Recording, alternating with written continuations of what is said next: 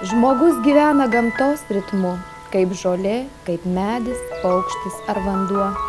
Taip ir pavasarį lyg ledas ežere širdis atitirpsta, tiesiamės, plačiau atsimerkiam ir gaivaus oro daugiau įkvepiam.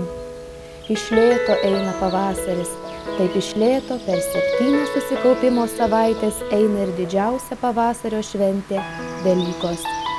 Ir pagaliau pirmąjį sekmadienį po mėnulio pilnaties sušvinta.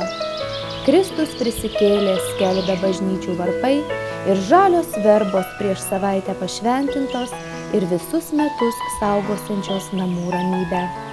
Į atsigaunančią žolę nurieda margutis. Seniau žmonės Velykų rytą švęstų vandeniu šlakstydavo trobas, laukus, gyvulius, valgius. Jaunimas supdavosi.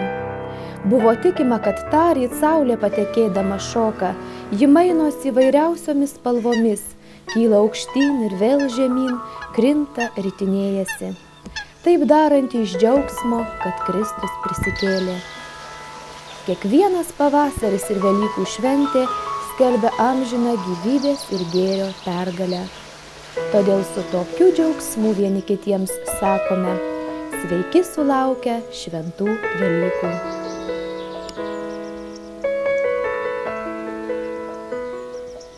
Papūtus gaiviems pavasario vėjams, žemę sušildžius saulės spinduliams, atbunda gamta, sprogstam pumpurai, sužydi gėlės, sugrįžę linksmai čiulba iš šiltų kraštų paukščiai, virte verda gyvenimas ir tą atbundančio pavasario pradžioje mes švenčiame Kristaus prisikėlimo šventę Velykas. Velykos tai gėrio pergalės prieš blogį šventė, šviesos prieš tamsą. Prie Kristaus kapo buvo ištarti žodžiai: kam ieškote gyvojo tarp mirusiųjų, jo čia nėra, jis prisikėlė. Ir Kristaus prisikėlimas užtikrina mums prisikėlimą. Tai kiekvienos krikščioniškos sielos ilgesys kažko amžino, nesikeičiančio, nepaklūstančio žemiškiems keitimosi ir nykimo dėsniams šventė. Ir Kristaus prisikėlime apvainikuota kiekvieno krikščionio svajonė būti nemirtingam. Velykų rytą skambės džiugus prisikėlimo žinią skelbiantis varpai, skambės galingas aleliuja ir tegu tas prisikėlimo džiaugsmas pripildo mūsų širdis, telydi mus per visas gyvenimo dienas, kad sunkumuose, kančiose, išbandymuose mes turėtume šviesią prisikėlimo viltį, kad po didžiojo penktadienio skausmų ateina šviesus prisikėlimo rytas ir kad mes gyvenimo saulėlydžiuose visada įžiūrėtume bebrėkštantį šviesų prisikėlimo rytą. Visiems geros sveikatos, kantrybės ir ištvermės. Gerbiami ignaliniečiai, atėjo pavasaris, į mūsų namus pasibeldė pati džiugiausia šventė, atgimimo šventė, prisikėlimo šventė. Taigi, ta proga norėčiau padėkoti jums visiems už pastovų kontaktą, pastovę veiklą. Žinoma, norėčiau palinkėti, kad šis prisikėlimas, šios šventos Velykos atneštų džiaugsmo jums visiems, į jūsų šeimas džiaugsmo į mūsų bendruomenės, kad tie tikslai, kurių mes siekiam ir apie kuriuos galvojam ateityje, kuo greičiau išsipildytų. Taigi, su šventėm, kuo gražiausių jums visiems šventų Velykų. Sveiki, gyvi sulaukę šventų Velykų, su jumis ir šį šventinį sekmadienio rytą Ignalinos televizijos informacinė laida. Ir pirmiausia informacija iš rajono savivaldybės. Mėly ignaliniečiai, šį šventinį Velykų rytą leiskite prisidėti prie visų sveikinimų ir palinkėti, kad Kristaus prisikėlimas ir gamtos atbudimas suteiktų jums naujų jėgų ir naujų vilčių, matyti savo gyvenimą turtingesnį, šviesesnį, o taip pat ir mūsų tėvynė Lietuva visavertę ES narę. Praėjusią savaitę rajono savivaldybėje vyko daug įvairių renginių, ir rimtų, ir šventinių, apie kuriuos matysite atskiruose reportažuose. Pradėjo dirbti rajono savivaldybės rinkimų komisija, vyko pasitarimas pieno supirkimo klausimais, taip pat vyksta šiuo metu seminarai socialinės pašalpos ir kompensacijų naujo įstatymo įgyvendinimo klausimais. Norėčiau jums ir parodyti, kad yra išleista knygutė socialinė pašalpa ir kompensacija už būsto šildymą, karštą ir šaltą vandenį, kuri įsigaliojo nuo 2004 metų balandžio 1 dienos. Šitą knygelę išleista yra, ją rasite seniūnijose. Taip pat ruošiamas yra puslapis Naujos Vagos laikraštyje apie naują tvarką, kad visi gerai žinotumėte savo teisės ir savo pareigas ir kokius dokumentus rengti. Taip pat norėčiau pasakyti, kad išleistas ir pirmasis elektroninis informacinio leidinio, kuris vadinasi Struktūriniai fondai ir žmonių išteklių plėtra numeris. Kas norėtų dalyvauti įsisavinant Europos struktūrinių fondų lėšas, jau iš tikrųjų turėtų mokytis, kaip ruošti projektus, kaip juos įgyvendinti, kaip sutvarkyti dokumentus. Todėl dar vienas informacinis leidinys tikrai jums padėtų ir norėčiau jums pasiūlyti kreiptis į savivaldybę, kur nurodysim kokiu elektroniniu paštu arba kokiu interneto puslapyje galima rasti visus tos nurodymus dėl informacinio leidinio Struktūriniai fondai žmonių išteklių plėtrai.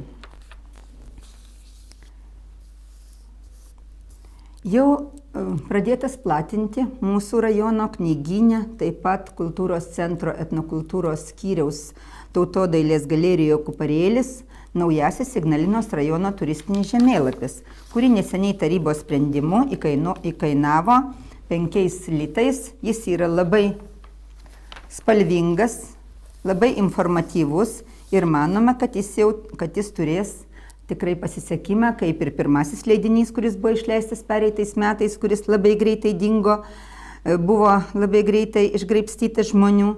Tai bus ir, sakysim, geras dalykas atvykstantiems pas mus turistams, o taip pat ir graži dovanėlė, nebrangi dovanėlė mūsų ignaliniečių savo svečiams.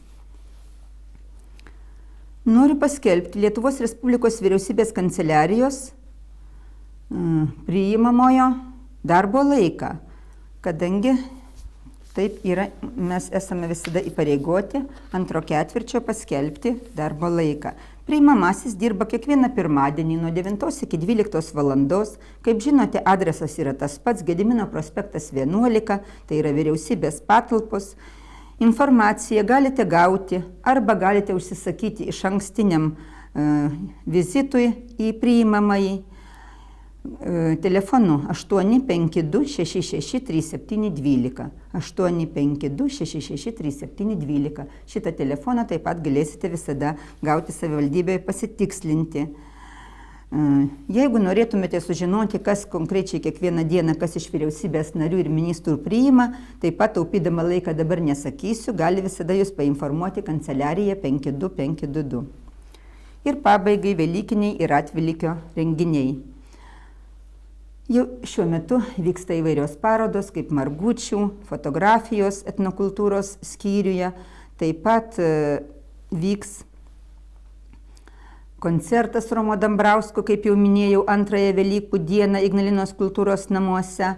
Tai 12 balandžio 16 valandą, o etnokultūros skyriuje Atvelykyje vyks tradicinė pavasario mugė. Jis prasidės 8 valandą ryto etnokultūros skyriaus sodelyje. Čia galima bus nusipirkti ne tik tai sūrių, dešrų, pyragų, medaus ir kitų žemdirbių siūlomų gėrybių, tačiau ir gyvų paršelių, kitų gyvulėlių. Taip pat, žinoma, įsigysite tautodailės gaminių, įvairių sėklų, medelių, sodinukų. O 10 valandą tą pačią dieną vyks margučių ridenimo turnyras, kur bus nugalėtojai apdovanojami, o 11 dieną vyks Ignalinos rajono kultūros centro linkmenų skyriaus spektaklis Plutelė ir pelės.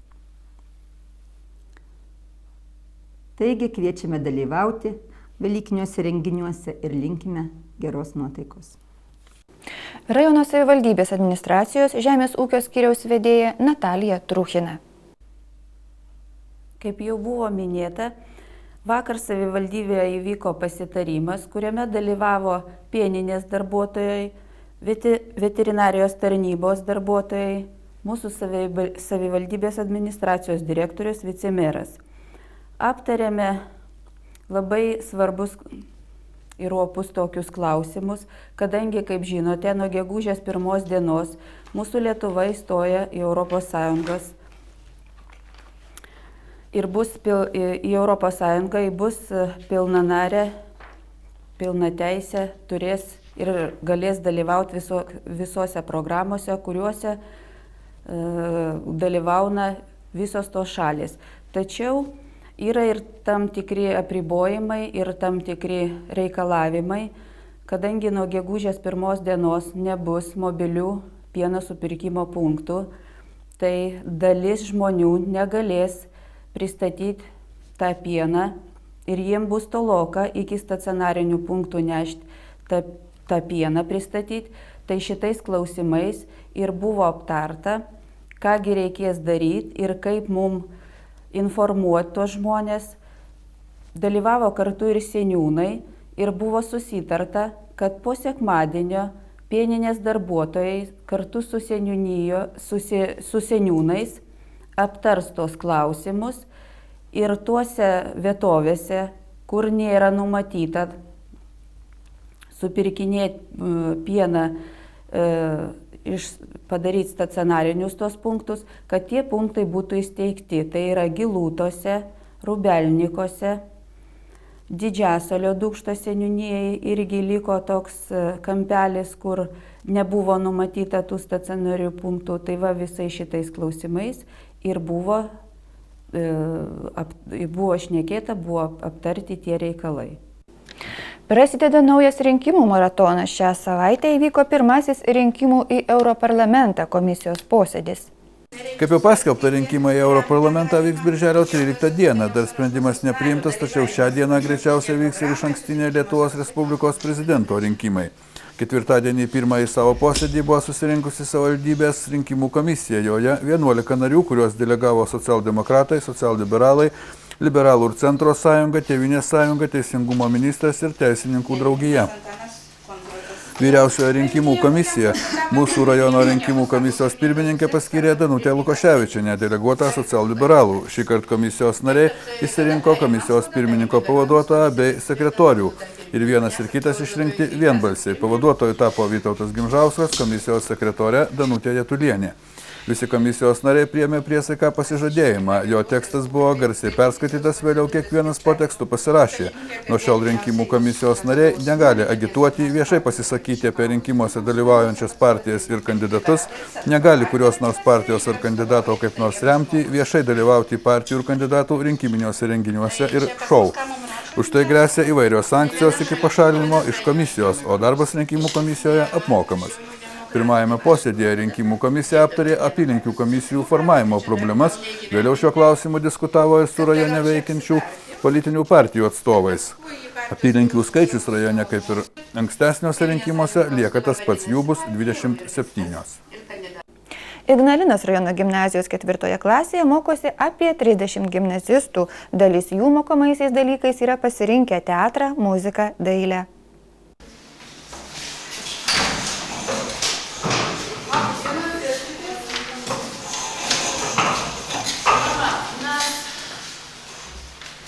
Einam į pabaigą šitiek metų bendravę. Mūsų dailės istorija irgi eina į pabaigą, aišku, ne gyvenime. Tęsis dar, jūs savaime būsit betarpiški tos istorijos jau dalyviai, jeigu kas baigę mokyklą domėsitės daile arba apskritai menu, jūs tiesiog matysite, kaip toliau yra istorija rašoma. Tai viena iš paskutiniųjų dailės pamokų, kadangi jau prasideda pasirengimas atsakingiausią metų, laukia rimtas išbandymas, baigiamieji egzaminai. Dailės mokytoja Audronė Čeponienė sakėsi džiaugiasi galėjusi mokyti šiuos gimnazistus, kūrybingas, talentingas asmenybės ir tikisi, jo kūryba, saviraiška jiems išėjus iš gimnazijos nebus pamiršta. Beje, čia besimokiusius gimnazistus primins jų paliekami darbai. Dabar jie puošia visus 3 gimnazijos aukštus. Tai tapybos darbai pagal Čiurlionį, koliažai tema vanduo, taip pat darbai temomis Karpiniai bei Ignalina mūsų akimis. Dar vienas abiturienčių Virginijos ir Ingos dailės egzamino darbas tapyba ant sienos Puoš gimnaziją. Visa tai atlikta pritaikius dailės pamokose įgytas teorinės žinias. Ir dabar mes turim gerų vaikų ateinančių, ir kurie tapo, ir galbūt kurie gerai ir dainuoja, ir sprendžia uždavinius, eilėraščius rašo. Tačiau mes visada kalbam apie tuos, kurie jau išeina. Tai nežinau, man atrodo, šita laida tai tokia išskirtinė,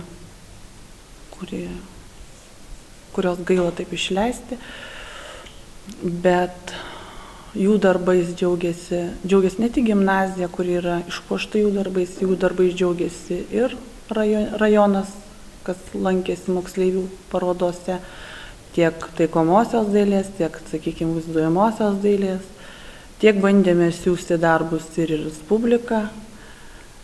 Ir buvom išvykę su viena mergaitė net į tą mūsų vadinamą dailės olimpiadą pernai Palangoje. Ir dabar paskutinis mūsų toks, sakykime, tas vis dėlto pasiekimas, tai kad mūsų darbai kaba Seime.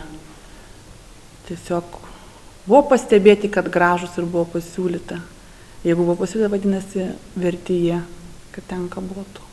Ne tiek mano pragyvenimo šaltinis, kiek laisvalaikio praleidimo būdas. Aš bent jau planuoju, kad tai bus būtent dailė, dėl to ir pasirinkau. Tai dailė visada buvo mano vienas iš mėgstamiausių dalykų ir norėjau tęsti, gilinti žinias apie dailę. Ir kaip hobį man yra dailė piešti ir dėl to pasirinkau už dailę. Norėjau sužinoti daugiau apie meno istoriją ir manau, kad tai gali būti naudinga mano gyvenime, dėl to pasirinkau dailę. O jūs manot, kad nauda ir dailė tai suderinama? Kai kuriais atvejais taip, bet daugiau nauda žmogui dvasinė yra iš dailės, jeigu ypač jisai pats piešia, sukurdamas jisai savo kūrinį, jisai gali emociškai geriau pasijusti. Bus mano taip pat. Dvasinis poilsis yra dailė. Kažkaip galima išreikšti savo nuotaikas, jei liūdna, atitinkamai bus piešinys, kažkokios tai tamsesnės spalvos. Jei linksma, bus saulė. Geriausia tuomet, kai piešinys būna užbaigtas ir matai, kad tu gali pabaigti jį ir kad tu sugebi tą daryti. O šiaip procesai dar labiau patinka man, kai pieštuku piešti, ar taip. Tad dažnai būna mano piešiniai nepaveikti, tik pieštuku padaryta, bet nespalvinta. Bet rezultatas būna malonus. Rezultatas malonus, bet retai tai būna. Nesigailit, kad pasirinkote šią kryptį? Aš tikrai ne. Nes man visą laiką patikdavo piešti ir tikrai nesigailiu. O pritaikyti, kaip galvojate, tai, ką išmokot ir sužinojot, galėsit savo gyvenime? Manau, kad galėsiu. Tai buvo gimnazistų abiturientų mintys apie save ir dailę. Ką gali žinoti, gal kažkuriam iš jų sąlytis su menu turės įtakos tolimesniam gyvenimui. Ir dar gal nebus pamirštas jų dailės mokytojos raginimas po metų dar kartą grįžti į gimnaziją savo kūrybos darbais.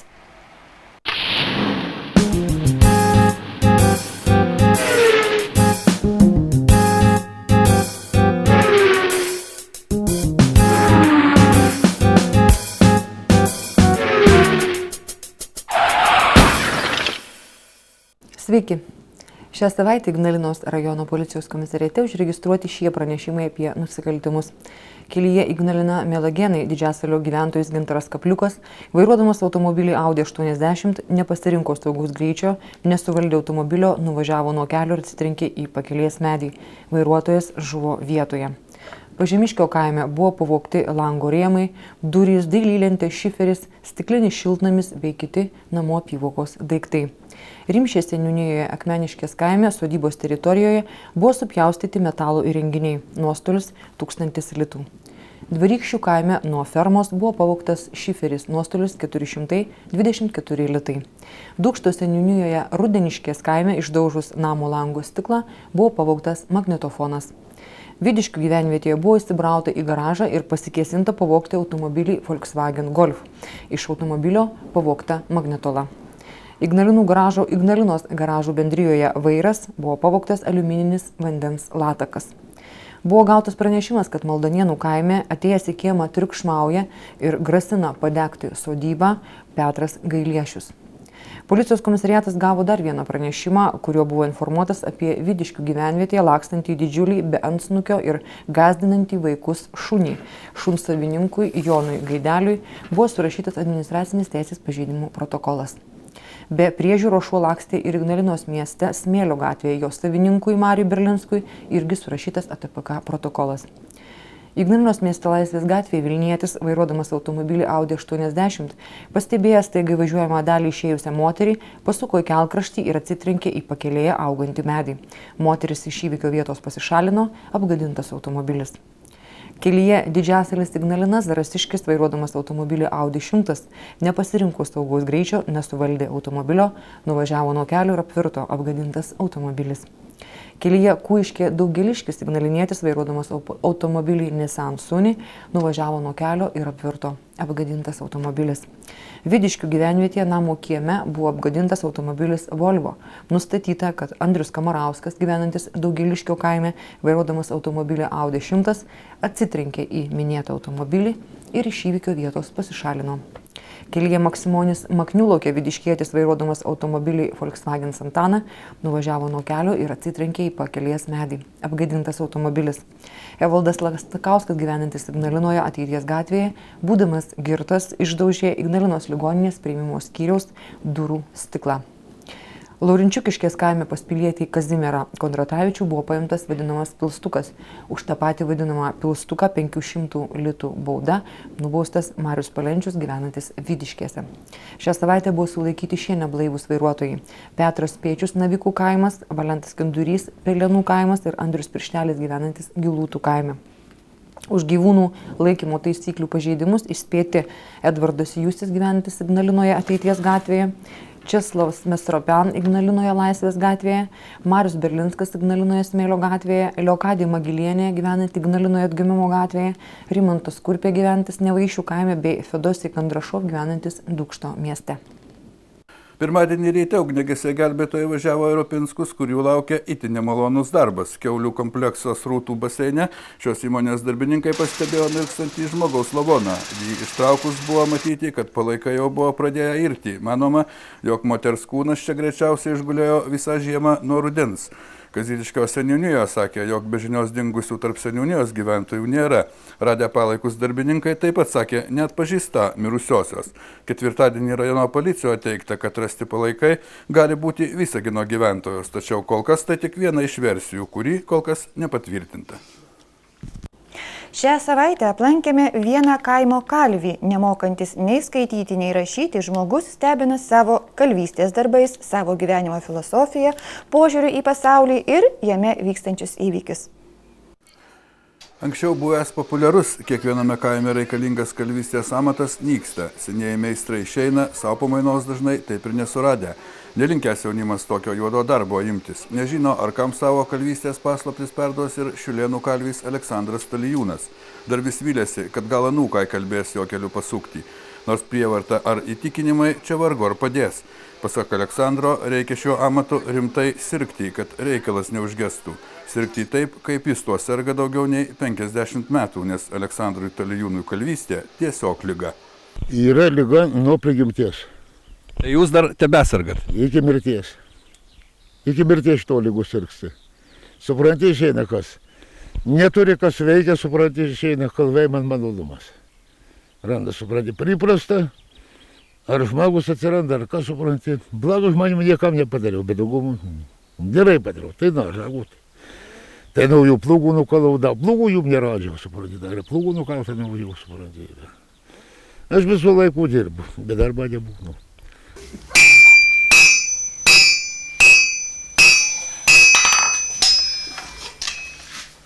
Savo tėvo Aleksandras neatsimena, jam ėjo vos 2 metukai, kai tėvelis negrįžo iš Lenkų vokiečių karo. Tik iš pasakojimų žino, kad tėvas buvęs gabus ir sumanus tiek kalvis, tiek mechanikas. Praėjusio amžiaus pradžioje buvo išvykęs į Jungtinės Amerikos valstijas, kur per 2 metus savo galvą ir darbu nemažą kapitalą uždirbęs. Benzinaukas darydavo. Reiškia, anksčiau nebuvo šitų, kaip tas sakė, dujinių, bet darydavo. Benziną išeina. Benzinu akmenį. Kaip, supranti, man įdomu, kaip ant ratukų padarydavo, supranti, šito, kad uždegtų akmeniukų, supranti, padarydavo pats, supranti. O štai iš Aleksandro likimas savotiškai pasityčiojo, jam mokslai taip nesisekė, kad lygi šiol neišmoko nei skaityti, nei rašyti. Mokyklą 8 metus ėjau per man skyrių, niekas nesgavo per mane. Dabar negaliu nei laikraščią perskaityti, nei skaityti moku, nei rašyti moku, nieko nemoku. Tik tai aš jums sakau. Bet supranti, išeina namų. Čia sukirtau, sūnui sukirtau, o pirtį sukirtau, supranti, šitų klonų pastačiau. Visur viskas man sakas. Kūnė darau viskas sakas. Bet skaityti ir rašyti nemoku. Atsiprašau šito dalyko.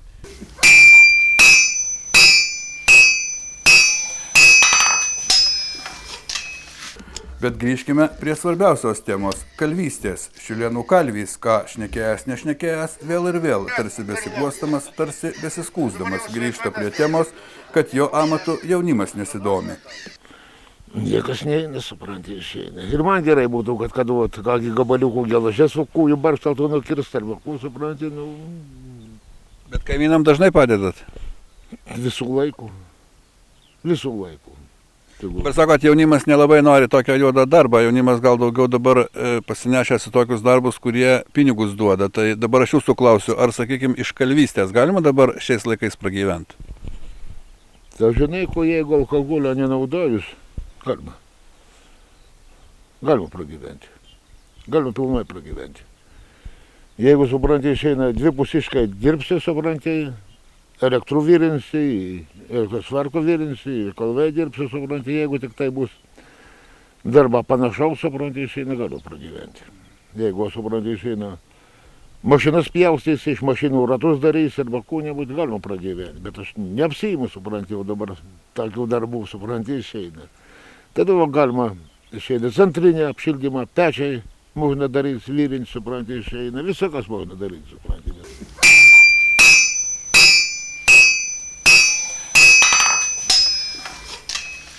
Dabar visiems tiem dirbiniam, visokiam pasagom ir visokiam kitokiam dalykam reikia medžiagos metalo. Tai jūs, aš įsivaizduoju taip, kad jūs pro ne vieną kažkur tai šiaip savo numesto metalo gabalioką nepraeinat pro šalį. Nu, numestą nepraleisiu. Jau supranti, jeigu radai kūnė būti mės nešies, bet supranti, jeigu niek čia yra spardusi. Kiek turiu namie, supranti, išeina, tai tada buvau surinkis, išeina, jau blogą metalą, raugų blogų, šiek tiek, tada biškai. Atvažiavo berniukai pasiėmė metalą laužą, jeigu tai pagerą metalą, tai jau pats ją ieška juda, ne tik tai, kad kas. Dabar aš įsivaizduoju tokią situaciją, jūs renkat metalą tam, kad dirbti ir daryti, kažkas renka metalą, kad parduoti, ar nebuvo kokių tai iki šiol, sakykime, su metalo supirkėjais, kokių tai konfliktų dėl metalo gabalo? Dėl metalo gabalo su supirkėjais nebuvo, aš jiem jį atėdaviau, kas man patinka, kas nereikalinga, tik tai tas. Jeigu taip gerą metalą amžiais netaduosiu niekam. Dabar jis reikalingas. Dabar valgiai tiek privarga, parduotuvė ragas 20 litų, verstuvas 70 litų. Na, kur tu jį gausi? Supranti, išeina, reikia ekonomiti. Kiek, supranti, metalą buvo firmas visakų išpjaustė, išvežė visakų, nežinom, kas su kurio kryptį nuvažiavo kas. Atvažiuoja, davedėjai yra apgriautas visas firmas, visokas nekut. Kas ne mūsų ir ne mūsų. Jau čia kaip baisus dalykas, supranti. Kompleksai šitąkį buvo, dirbta šitąkės buvo. Rika, kaip tas sakė, kapinynų.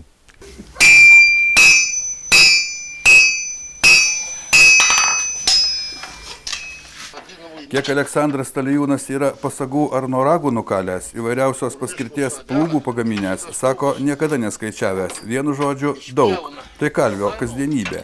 Tačiau Šilėnų kalvys dabar rajone bene vienintelis reikalui esant užsiimantys meninę kalvystę. Kai kas paprašo nuostabiausius dirbinius iš metalo išraito. Matote jo darbus puošiančius Mielagėnų bažnyčios kleboniją. Pagal užsakymą ir kliento norą galės viską iš metalo išgauti, tik vėl lyg ir skundžiasi, kad užsakymų nedaug te gauna. Gal žmonėms nereikia nei gražios tvoros, nei meniškai nukalto kryžiaus, nei saulutės prie namų ar ant koplytstulpio, tarsi klausė. Gal nereikia, pats ir atsako.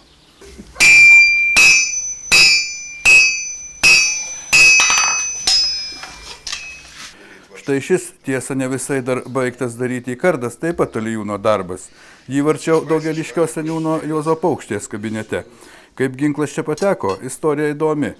Talijūnas aistringas jau atstatydinto prezidento Rolando Pakso šalininkas. Kai pernai lapkritį jau prasidėjus apkaltos procesui Paksas lankėsi Ignalinoje, Šilėnų kalvys šį kartą norėjo įteikti prezidentui, kad šis turėtų su kuo savo priešininkams pagrūmoti. Bet seniūnas perkalbėjo, paprašė tą kartą verčiau jam atiduoti, kad nekiltų nemalonų mūsų Pakso apsauga. Šį gerų Aleksandro ketinimų galėjus ir nesuprasti. Tai ne vienintelis Talijūno nukaltas kardas. Pirmąjį jis buvo padaręs ir padovanojęs savo dėdei. Paskui Kėdainiuose nukalau 2 kalavijus. Ja sūnam padovanau, nukalau, bet savo ne kalavijus, bet tatariškus kardus išeina. Ir riestus tokius? Riestus tatariškus kardus nukalau, suprantate, bet tą daugiau. Vienu nukalau Rolandui Faktui, bet nepavyko įteikti. Atadavė apylinkės pirmininkui, taip ir liko visakas. Tai pabijojat jūs ar seniūnas pabijoja su tuo kalaviju? Aš nepabijau. Aš būčiau anūkus, paėmis savo anūkus iš Ignalinai. Būtų anūkai nuneši Faktui pabėdai. 2 vėjus paimti, nunešti Faktui, supranti, apsaugą niekas nekliudyt. Kokį vaikų kliudys tau? Seniūnas 6-5 sulaušė, supranti, tas pabijo, supranti, išėdė su kalavijuku. Prezidentui galvas kirst važiuos arba kūdų, taip ir liko.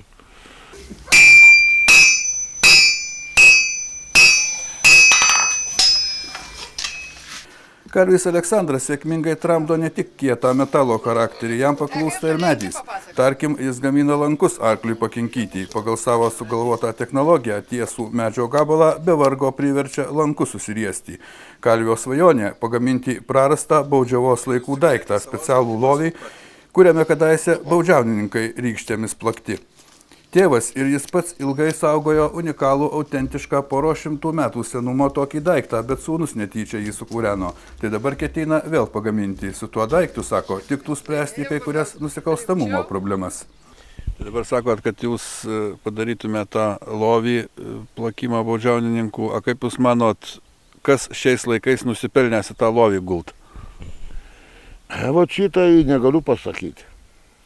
Kas nusipelnys. Gerai, ką jūs guldytumėt ir ką plaktumėt? Nieko neplaksia, nieko neguldysi. Bet supranti, išeina, jeigu, kaip tas sakė, jeigu senelius kur nebūt namuose kankinai visakų, tai gal ne vėl būtų vertas tas paguldyti, lovin, įduoti jam rykštis, vietai kalėjimą, kuris kitus kankina. Kaip tas sakė, šitokį lygintuvus inkaitinį, trina papadės, davė kūnebų darą, suprantai, išeina, tai gali ir reikalingas būtų šios lovys.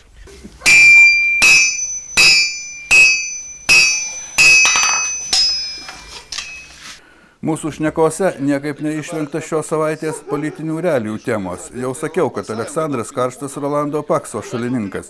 Tiesa, buvusį prezidentą kažkodėl ne Paksu, o Faktu vis vadino. Bet esmė tai nesikeičia. Tiesiog prisiminkime, kad Faktas tai Paksas, geras ir doras žmogus, o štai jo oponentai seimūnai. Tai ne Seimo nariai, ir aš tau pasakysiu tiesiogai, tai božiai susirinkti ir ponai. Nepuola vieno Rolando Fakto. Kada jis susipuola? Un vieną. Tai klausai žinoma. Kadaise Vidiškėse pagavom kosų, išdažėm jų baltai, palaidėm. Tai pulkas kosų užkapavo vienu. Kada išdažyta baltai, už tai jų užkapavo. Tai dabar kažkas tai nežinau, kas ten yra. Seimo narių piktas, visų piktas, supranti. Erlandų faktų tai visą gerbiu. Netgi savo sodyboje kariaudamas su nepageidaujamais paukščiais Aleksandras politikavimo taip pat neišvengė. Lizdas davonį yra, velnis žino, Landsbergio lakštingalo lankos. Kas tai yra Landsbergio lakštingala? Varna gyvatė. Reikia park. Anūkai paprašysiu, Velykas atvažiuosiu šerdis. Lakštingalas Landsbergio nebus.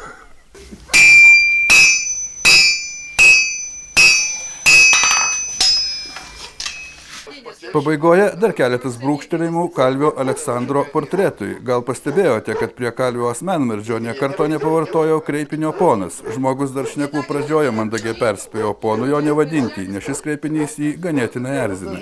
Aleksandras nerūko valdiškų cigarečių, o tik savas suktinės iš pačio užsiauginamo tabako. Popierių suktinėms naudoja specialų, bet taip ir nepasakė, iš kur jį gauna. Kapojant malkas nenaudoja įprasto kirvio, o tik savo pasigamintą instrumentą, savotišką trumpą kalaviją, sako su juo, ką nori perkirsęs. Kalvis mielai dalinasi ir įvairiais patarimais, kaip ūkyje susidoroti su viena ar kita problema. Tie patarimai dažnai būna labai originalūs, taip sakant, talijūniški. Štai vienas iš jų, kaip iš namų išvyti žiurkės, jie jų per daug privyso. Paklausykite, gal ir jums ūkyje pravers. Špirkų, kur materis senas. Pagavai pats sunku, supranti, išeina špirko žveriai, nugura nehusagiai. Į palaidai. Tai supranti, šeimas laikti, vien sunkiai tali pats jiems skauda. Nu, į vytvairas rauna visų kaimynų tada.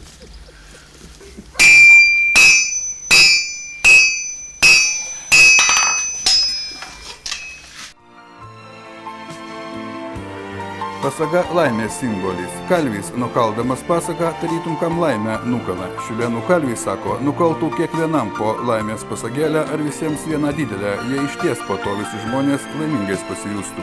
Dėja, yra ir kita žinoma tiesa, kad kiekvienas esame savo laimės kalvis. Jei tą laimę surasime, Kalvis Aleksandras ją mielai pakaustys, kad nepabėgtų.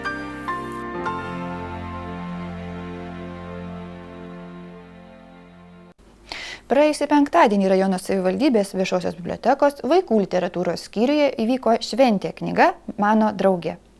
Dirigentas stojantis, matos jo kepurė, le-le-le-le-le, le-le-le-le-le, le-le-le-le-le, le-le-le-le-le. Paskutinė vaikų knygos diena sugužėjo į biblioteką tiek daug vaikučių, mokytojų ir mamyčių. Ir noriu tikrai padėkoti mokytojams, vaikams ir tegul jūs spalvotai knygelė veda vaikai į žinių šalį.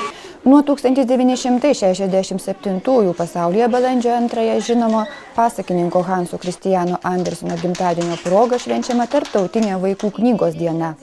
Lietuvoje ši data minima nuo 1993. Lietuvoje minint šią dieną tradiciškai renkama geriausia šalyje praėjusiais metais vaikams išleista knyga. Jie pripažinta Vilės vėl parašyk man iš Afrikos. Knygą išleido leidykla Gimtasis žodis. Tarptautinės vaikų knygos dienos minėjimas jau tapo tradiciniu renginiu ir Ignalinos bibliotekoje. Ši diena minima įvairiais renginiais. Šį kartą buvo surengta vaikų piešinių ir darbelių paroda Tų knygų pasaulyje. Dar ta proga Ignalinos Česlovo Kudabos pagrindinės mokyklos 2 klasės moksleiviai išmoko ir renginio dalyviams pristatė vaidinimą Pasėjo senelis avižas mėnesienoj. O tos pačios mokyklos trečiokai sukūrė pasakų, kurias susegus išėjo rankraštis Didelė pasaka. Vaikai skaitė savos kūrybos eiles, buvo menamos mįslės. O dabar apie tai, kaip įsirengti būstą, jums rekomenduos Statybų tako vadybininkė Jolita Kairavičienė. Štai pagaliau atskubėjęs ilgai lauktas pavasaris priminė mums, kad reikia pabaigti visus senai pradėtus būsto įrangos darbus arba pradėti naujus. Neišvengiamai kiekvienas susidursime su statybinių medžiagų parduotuvėmis. Taigi šiandien norėčiau priminti, kuo prekiauja mūsų parduotuvė Statybų takas. Pirmiausia, galbūt trumpai pristatysiu visai naują prekę parduotuvėje. Tai Lenkų firmos Ceramika Gres, grindines, plyteles. Ši kolekcija yra visai nauja Lietuvoje ir jinai tikriausiai pirmiausia patraukia mūsų akį spalvų įvairumu, o taipogi aukšta prekės kokybė. Plytelė yra 8 mm storio, todėl puikiausiai tiks įrengti grindis patalpose, kurios yra masiškai lankomos. Bet aišku, kadangi jinai turi mažą vandens įgeriamumo laipsnį, tai puikiai galėsite ją pritaikyti savo virtuvėse, koridoriuose, holuose. Kita prekė, kuri galbūt jau yra labai Lietuvoje šiai dienai populiari ir Ignalinoje taip pat smarkiai populiarėjanti, tai yra plastikiniai langai. Jeigu jums pabodo jūsų seni langai arba jie netitinka keliamų kokybei ir estetiniam vaizdui reikalavimų, pats laikas juos pakeisti plastikiniais. Mes prekiaujame plastikiniais langais pagamintais iš Aluplast firmos profilių su paprastu arba selektyvinio stiklo paketu, nevarstomais arba varstomais keliomis padėtimis. Jeigu jums nepatinka balta lango rėmo spalva, jūs puikiausiai galėsite pasirinkti jums prie interjero tinkančią arba širdžiai mielą spalvą. Na, o jeigu jūs būstą pilnai sutvarkėte, įrengėte, tai beliko vienintelis mažmožis.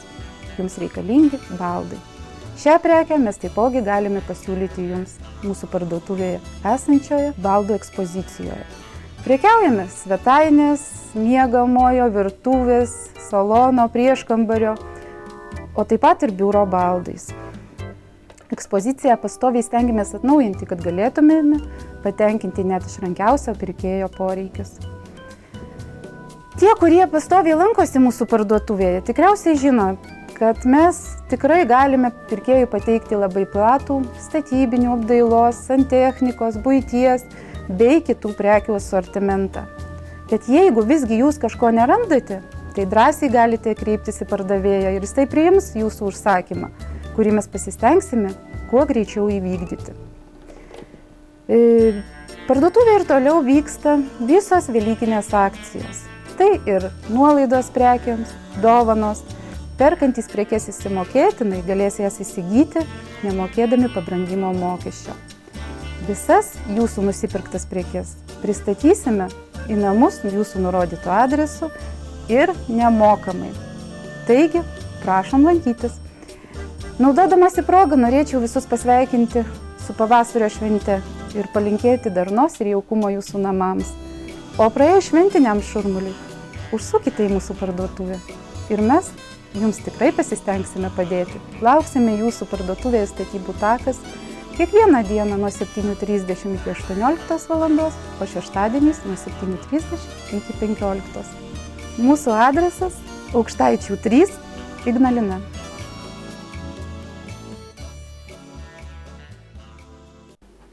Ignalinos verslo informacijos centras kviečia visus verslininkus ir norinčius pradėti savo verslą į 5 seminarų ciklą Strateginis verslo planavimas. Seminaruose išmoksite parengti verslo planą, valdyti pardavimus, personalą, įmonės finansus. Dalyvavimas nemokamas, tačiau vietų skaičius ribotas, todėl skubėkite registruotis telefonu 52146. Seminarų pradžia balandžio 14 dieną.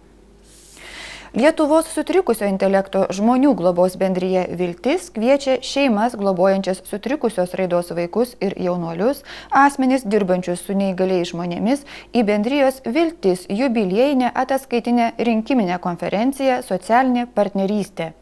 Konferencija vyks balandžio 19 dieną 9 val. Adresu Ligoninės 13 poliklinikos salėje 2 aukšte. Tiek informacijos šį sekmadienio rytą, dėkojame, kad buvote su mumis ir kviečiame vėl susitikti po savaitės.